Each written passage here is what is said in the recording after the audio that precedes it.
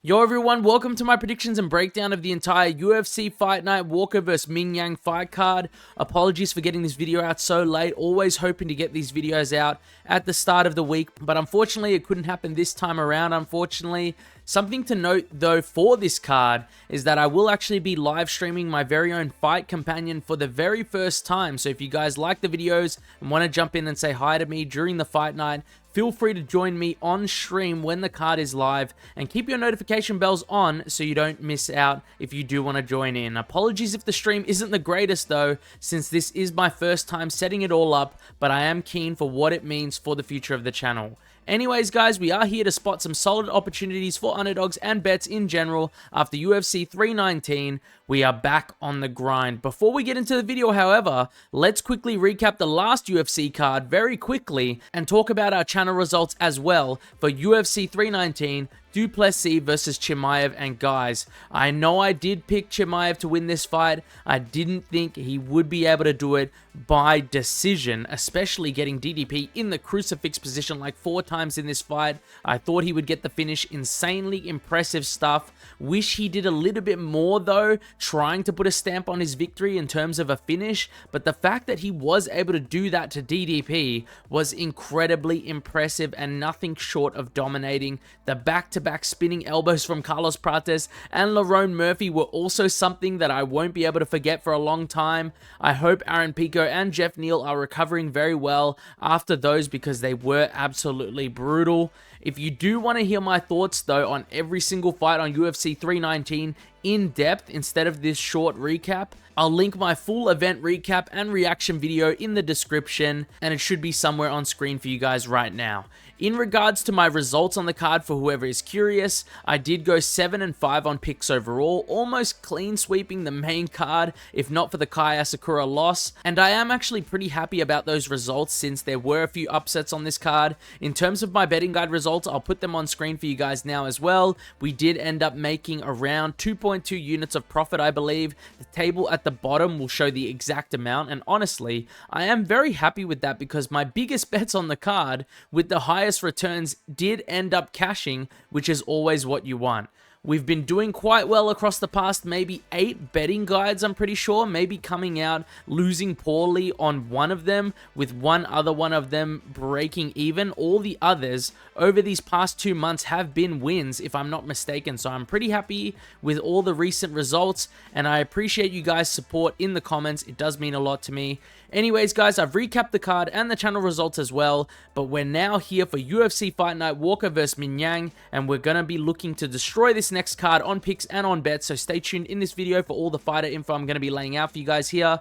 I will be posting the full card betting guide video for you guys later on this week when the bet lines are fully out, so you guys can see all the bets I'm thinking about for this card. That video should be out probably within the next day or two. If you want to be a part of that betting guide by becoming the subscribers bet of the week, please go into the comment section below and let me know what your favorite bets are for this card, and I will be taking one person's bet to add to the betting guide for this week. This bet may be a specific bet I like, or even the top comment with the most likes on the video. If you think you've got a solid bet in mind, feel free to leave a comment in the comment section below. Anyways guys, to finally jump into the video, I'll be starting with the prelims and working my way all the way to the main event. Timestamps are in the description and the comment section below if you'd like to skip to any fight in particular. We're going to be starting with the first fight of the card, which is Uran Satybaldiev versus Diyar Nurgozhay. Starting off with some solid prospects, and honestly, it's a little bit of a tougher one to pick here. I do believe Uran is the favorite now at the time of recording this video. The odds will be on screen for you guys,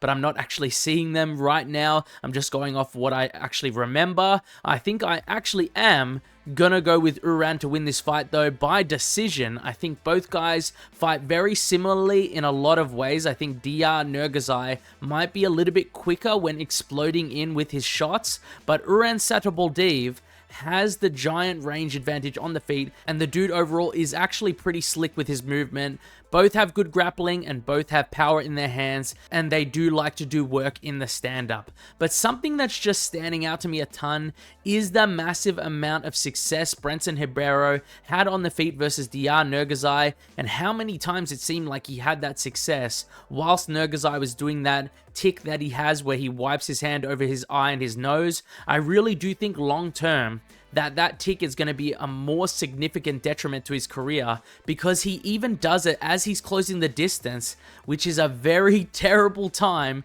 to have your eyes closed even for a split second. Like I said though, Brenton Ribeiro had a lot of success on the feet. I could see Uran having solid success from range with his striking, and I do think he's going to be the more active guy on the feet as the fight goes on. I think we saw Uran against Martin Buday. He did fight a pretty solid and competitive fight against Martin Buday, who, as much as I talk smack on the heavyweights, the guy has a solid record inside the UFC and is relatively technical. And Satybaldiev, even though he lost to Martin Buday, he did so on short notice, literally took the fight on 2 days notice, up a weight class, clearly outsized by around 50 pounds. A ridiculous set of circumstances, and the man still looked very good. I'm gonna believe in him in this fight. I'm going with Uran Satybaldiev to get the win here, by decision win, but both guys are incredibly dangerous. That is something that you guys need to remember, so I do think the fight is relatively close. I think the odds should be closer, in my opinion. Moving on to Rongzhu versus Su Yangyu, and this is a pretty cool fight, honestly, and I'm not gonna lie to you guys, it feels like there are a lot of genuinely tough fights to pick on this card, and I do actually like Rongzhu quite a bit. I think I've picked him to win in almost every single fight. I believe every single fight I have seen him in so far. Even in his loss against Chang Ho Lee, I believe I also picked him to win that fight as an underdog, which obviously wasn't correct. I'm not always correct. That was a close fight though, but against Su Yangyu, it's really close to pick, but I do think I will favor Su Yangyu as the favorite here to get it done. I don't think Su Yangyu is going to brawl with Rongzhu. I think he's going to be as technical as he can whilst looking for the takedown in each of the rounds in this fight, and Rongzhu can be taken down and controlled on the ground. It's definitely possible, even though he is a pretty solid grappler himself with some nice scrambles. I just think that Su Yangyu is probably the more technical and dominant grappler out of the two, and if they are purely striking on the feet, I do think he's going to be trying to engage with Rongzhu by throwing and then getting out of range of any returning fire. I just can see that happening clear as day. I do think the rounds are going to be close on the feet though, just due to Rongzhu's willingness to trade and deal damage. But then a close round might end up becoming Su Yangyu's round because of the takedowns and control time, maybe mixing in some of the ground and pound or dominant position control. That's what I see happening. I do think Rongzhu is a good underdog though. Once again, as a Rongzhu fan, Su Yangyu is the pick though. By decision is what I'm going for. Moving on to Yizha versus Westin Wilson. And now, guys, I don't know if these matchmakers just know something that I do not know, but in what world would you have Yizha as a minus 1500 favorite over someone, especially since the dude actually hasn't even gotten a win inside the UFC besides the road to UFC wins? The only way I think they can justify it is maybe just because they know that Westin Wilson is absolutely atrocious and anyone should really be winning against him. That's somewhat good. That's pretty much it. But apart from that, I just don't really understand. Yizha should win this fight though, guys. I think he's the better striker out of the two. Even though he has had his own issues against some solid strikers that he's come up against, I do think he's ahead of Westin Wilson in the striking, because Westin Wilson might be the worst striker I've ever seen. Decent kicks from him, but he throws very minimal punches because he lacks boxing technique. Probably one of the worst strike differentials I've ever seen in someone that fights in the UFC. He needs to get this fight tangled up somewhere or get this fight to the ground to win, and Yizha is a pretty dominant grappler with a great ground game, so it's not super likely he'll be able to get a submission here, so I guess that's why they do have the odds the way they are. Anyway, guys, to sum it all up, Yizha is pretty decent and Westin Wilson is not good. Easy peasy summary for you guys there. Yizha is the pick, but honestly, just out of principle for these odds, I'm not adding him to my confident picks list. It's also because the return would be absolutely atrocious with those odds as well when matching them towards what the risk is for the fight. Moving on to Michel Pereira versus Kyle Daukaus, and I'll be honest here, guys, this is the UFC pretty much giving Michel Pereira an opponent he should be chinning easily in the first round because Marco Tulio could no longer fight. That's what I'm seeing here. That's what it seems like to me. If this is the Michel Pereira that normally shows up, not the one that didn't throw much of anything against Abusmagomedov, he should win this fight almost always by KO. That's how much of an advantage he has on the feet over Carl Daukaus, and that's how much I believe he should win this fight. Carl Daukaus was making fucking Eric Anders look like prime Ilia Topuria on the feet. Of course, if you don't include the clash of heads when you're talking about that fight, but still, the guy has one game plan, and that is to try to pressure you towards the cage to work the takedown in the fight. It's possible he could get Pereira down in this fight, but I don't think he's going to be nearly as fast or explosive enough to get a hold of him as easy as he would hope to, and at that point, you would hope yourself, as someone who's picking Pereira to win, that he should be able to find an opening on the feet to get himself a KO win here. Michel Pereira by KO in the first round is what I'm going to predict here. Of course, he could win by decision, or he could win by sub or finish in general in any round of this fight, but I truly do think that if he just fights like we've seen him fight a million times before, he should finish this fight relatively early in the first round.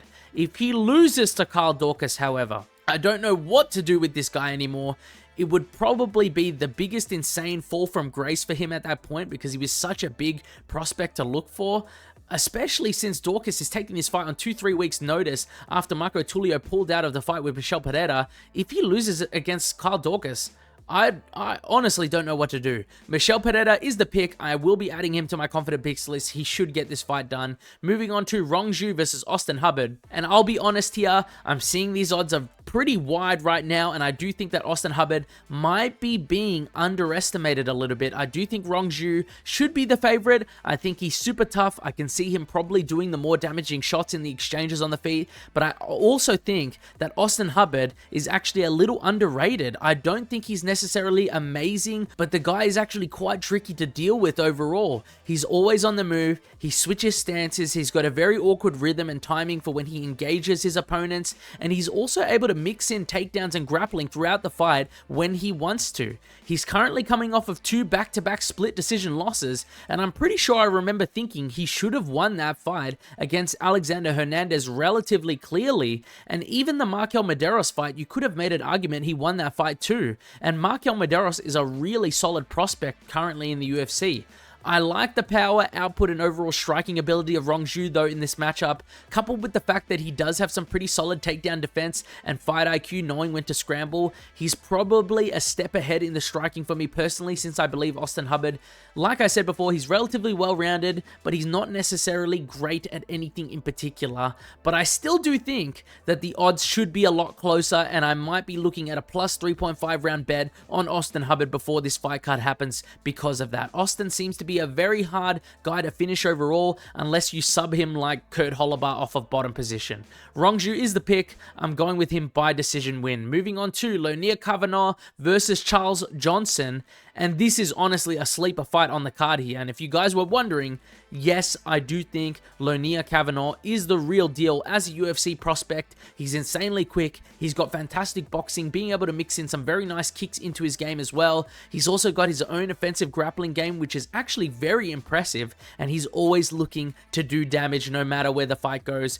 I do, however, if I want to play the other side, think that if anyone is going to spoil the party for a prospect here, it would be Charles Johnson. The dude has defeated an undefeated Azat Maxim, who's a fantastic prospect. He's managed to beat Jake Hadley as well, who's fantastic in my opinion. He's also KO'd the next title challenger in Joshua Van in a fantastic scrap, and he's also beaten and actually almost KO'd, in my opinion, Sumudaerji, who is on the main card of this fight night when they did fight together. Charles Johnson is very tricky, and he uses his ranginess very well, and Lonir Kavanagh is going to have to close quite a bit of distance in this fight. That's really my only real critique of Lonir Kavanagh, and that is the fact that he is just so small for flyweight division, and there really is nowhere else to go after flyweight. You are in the smallest weight class in the UFC. I will still lean towards Lonir Kavanagh just because I believe his combinations and his speed are going to cause some really big problems for Charles Johnson in this fight. I think he should be able to nullify the range disadvantage with that speed advantage, and I see him tagging him up and banking rounds maybe even better than Ramazan Temirov did when he versed Charles Johnson. But like I said, Charles Johnson is a little bit of a prospect killer, so to speak, so I am a little bit concerned about this fight. He's sort of like C-Rod in the featherweight division, if you guys want to know what I'm talking about. Lonier Kavanagh is the pick though. I will be going with him by decision win. 29-28 is what I think will happen. Could even see him mix in the wrestling in this fight.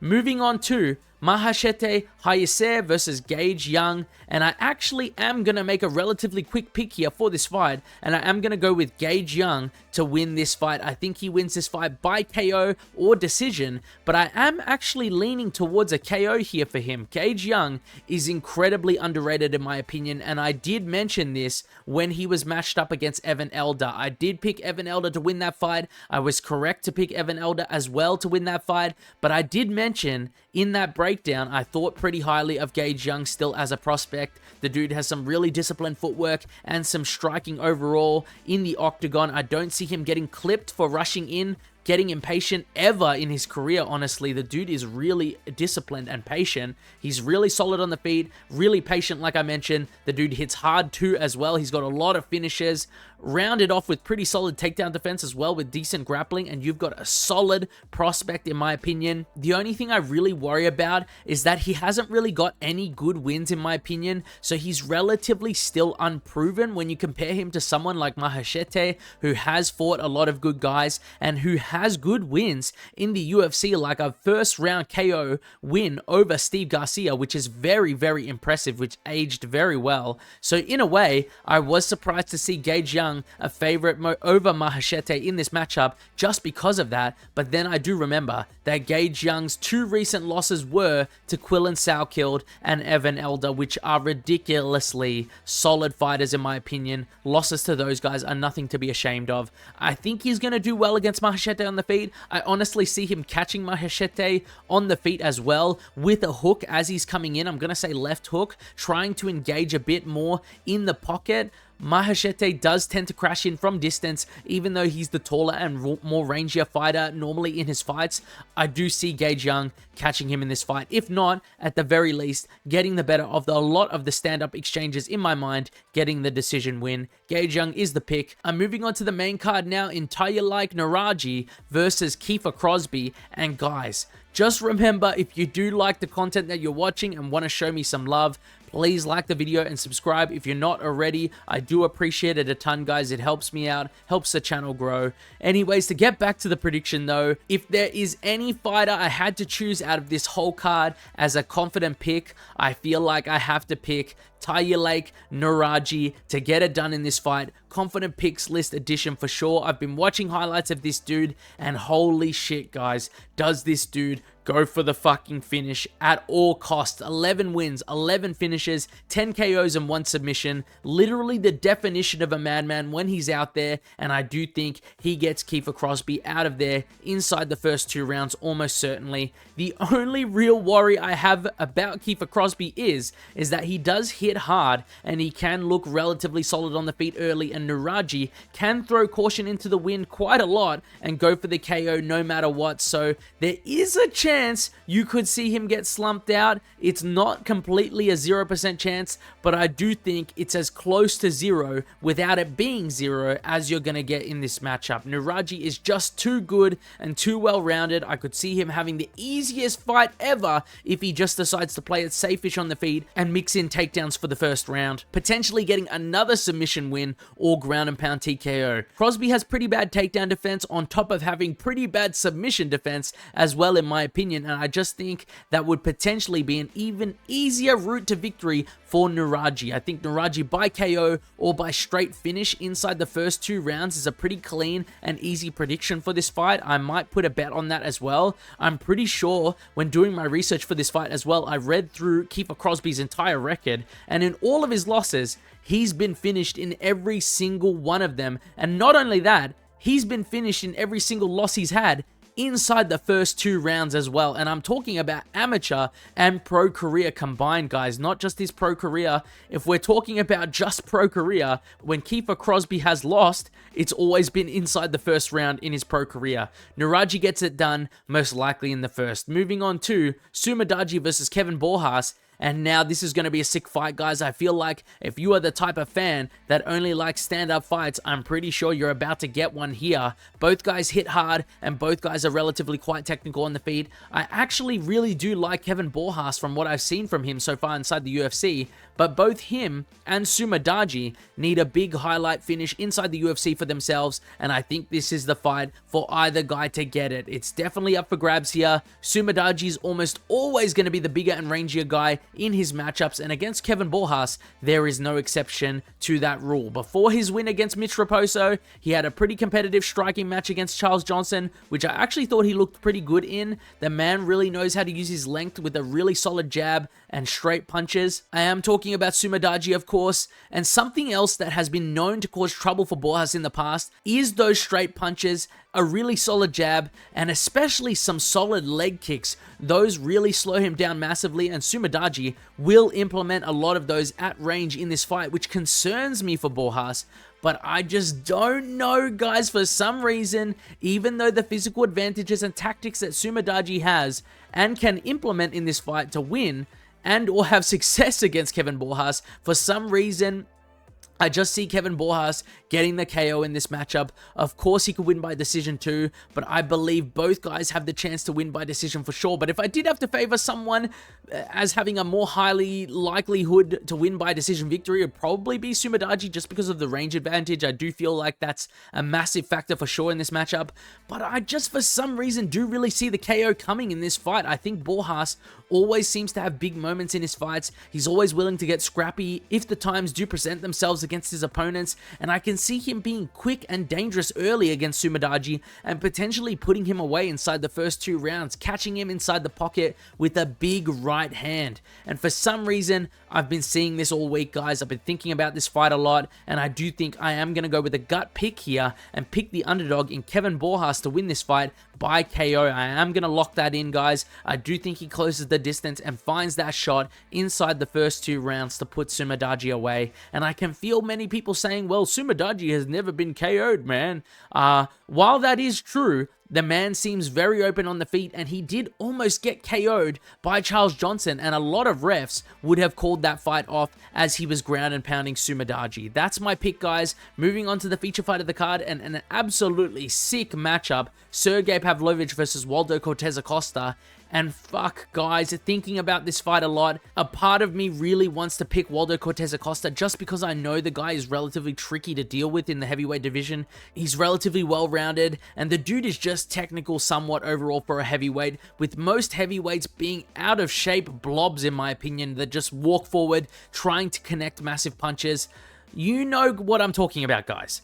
I'm just trying to say that he stands out to me above a lot of heavyweights, but this is still going to be a tough fight for him against Sergei Pavlovich, in my opinion. I think Sergei proved to us in his last fight that he's willing to mix things up and not go for the straight KO if he feels like he can have more success in a different area, which although it's boring, it does show a thinking fighter and someone who's willing to adapt to their opponent. I think we saw someone like Sergei Spivak crack and hurt Waldo Cortes-Acosta badly in his last fight, and that's really never a good sign. I don't really rate Sergei Spivak very highly in the striking department at all, and that man had a lot of success on the feet in that fight with Waldo Cortes-Acosta, hitting him with a clean right overhand in the last round, wobbling him badly. Sergei Pavlovich should be able to have a good amount of success on the feet in this fight and potentially be able to clip and put away Waldo Cortes-Acosta here. That is what I believe, honestly, and that is what I'm going to go with my prediction for in this fight. Sergei Pavlovich by KO inside the first 2 rounds. That's what I'm feeling here. I think Pavlovich is good enough with his own counter wrestling and grappling to keep this fight on the feet, and I do think given a matter of time against someone who keeps their hands so low and relies so much on head movement, who does slow down in their fights, I expect him to at least land 1 to 2 big punches on Waldo Cortes-Acosta throughout the first 2 rounds, and I do think that Sergei's power is so great that that should be enough to hurt Waldo and potentially start a fight-ending sequence. I do think inside the distance bet isn't the worst either, with Waldo being powerful himself and relatively good at counter-punching I could see him clipping and hurting Pavlovich too in this fight and putting him away. That's not out of the question, so that bet might be good, but I do think I will favor the guy that I believe will be the more durable fighter, the more disciplined boxer, and the person who has also versed high level competition consistently. This will be a major test for Waldo Cortes-Acosta, so we will have to see how he's able to overcome someone as dangerous as Sergei Pavlovich here, which I don't think he will be able to do in this fight. Sergei Pavlovich is the pick here. Moving on to the co-main event of the card, Brian Ortega versus Aljamain Sterling, and this is a tricky one for me, and I don't even necessarily know if it's meant to be a hard pick or if I'm just thinking about this one too in depth or a little too hard. Aljo is a decent favorite going into this fight. I do think he should be able to get it done here against Brian Ortega. Realistically, he will be light speeds ahead in the wrestling department, and Aljo is also crazy good himself in the BJJ and grappling overall, so I think he will have the advantage if he decides to get this fight to the ground and look to do damage from top position. But something I keep thinking about is, although Aljo has improved in his striking somewhat, I still don't think he's a better striker on the feet overall than Brian Ortega when it comes to his boxing and overall finishing ability on the feet. I could honestly see him doing well with his jab to the body and head of Brian Ortega, maybe mixing in those kicks he likes to throw as well. But if Ortega starts to pressure heavy in this fight and Aljo doesn't want to engage in the grappling to avoid the guard of Ortega, then I think this could get very interesting very quickly, because Ortega is very durable and I expect to see him eat a lot of shots from Aljo on the feet to give back his own shots. And like I said, if this fight stays purely on the feet, I could see Ortega potentially catching Aljo or at least out damaging him in this fight. But then again, that could just be me overestimating Brian Ortega a little bit, since I used to be quite the fan of his game overall as he was coming up in the UFC. I do think he's actually lost quite a bit of explosiveness and speed on the feet. You guys can let me know if you've noticed that at all. I do think he's lost it as he's gotten older, in my opinion. It's just something I feel like I have noticed comparing him now to his earlier fights. Like even his fight against Moicano is a fight that I watched just recently, and I do think he's a lot slower than that fight. Overall though, I do see Aljo mixing in takedowns in this fight. I don't see him being afraid to be inside the guard of Ortega, and I actually see him striking and landing some pretty good straight punches on the feet and then taking down Brian Ortega, rinse and repeat, pretty much until the fight is over. Maybe quite similarly to a recent fight like an Anthony Hernandez versus Roman Dolidze in terms of mixing in takedowns with the strikes, but maybe just a little bit less dominant on the feet in this fight. That's just how I see this fight going, but I don't think a Brian Ortega plus 3.5 round bet would be that bad at all. I do think there's a good chance he wins a round on damage, and it isn't the craziest thing in the world to see him win this fight outright by finish even. I just do think that Aljo is the more confident and safe pick as a prediction because of the big wrestling advantage, and I even give him the speed advantage in this fight. Aljamain Sterling is the pick here. I'm gonna say by decision win. Moving on to the main event of the evening now, Johnny Walker versus Mingyang Zhang, and man, I feel like I'd be pretty stupid to not pick Mingyang Zhang over Johnny Walker right here. Just the trajectory of both their careers right now, the fact that Mingyang Zhang is on such a roll and he's been finishing everyone by KO inside the first round as a newly turned 27-year-old prospect, you've got to go with Mingyang Zhang here. Johnny Walker is coming off of 2 back-to-back KO losses, and his last loss to Volkan Oezdemir was a brutal flatline KO as well, and he looked pretty terrible in that fight for me. He had a few good kicks at distance early on, but there was nothing coming back for Oezdemir to worry about in terms of the boxing of Johnny Walker, and he pretty much was letting him come into range for free to land massive shots on him. It wasn't surprising when I was watching it live to see him get KO'd in that fight. I can only assume with what we've seen from Zhang in his last few fights that he will walk forward and pressure Johnny Walker backwards, and he will be willing to take shots to get off shots of his own, and he will also be aiming to finish Johnny Walker in the first round of this fight, and that is something that I do think he should be capable of doing. I don't know, guys, but it just feels like Johnny Walker of the past was just better in my opinion. I don't know when he decided to adjust and sort of take this more measured approach to fighting, but honestly, I think it just ended up making him worse and put him in more danger, honestly. I think he would have won his fights against Paul Craig and Anthony Smith regardless of his fight style anyway, and it really did seem to work against him not firing his hands in his fight with Volkan Oezdemir, and just like I've already mentioned, I could see this fight going so similarly directly to that Volkan Oezdemir fight. But I will say this, I do think this is a test to see if Mingyang Zhang truly is a contender here, because the man does take damage in his fights as he's closing the distance. And I remember even in his win against Anthony Smith, I was saying, man, Anthony looks really good with some of these elbows he's landing, man. Great forward pressure, looking great. So it's not like he can't be outdone on the feet in certain moments of his fights. I just don't think that Johnny Walker is the guy to do it unless it's a flatline KO over Mingyang Zhang. I don't see Johnny winning a decision versus Zhang at all because of Zhang's style. He'll need to put him away in this fight. Official prediction is Zhang Mingyang by first round KO, but if Johnny Walker does come out wild and crazy like he used to, he's always got a chance to end things in this fight, guys. That's my prediction for the main event, guys. And that wraps up my full card predictions and breakdown for the entire UFC Fight Night Walker vs Mingyang fight card. If you guys have any thoughts or any questions for me regarding the card, feel free to leave a comment and I'll do my best to respond to every single comment left in the comment section below. Thanks for watching and see you guys next time.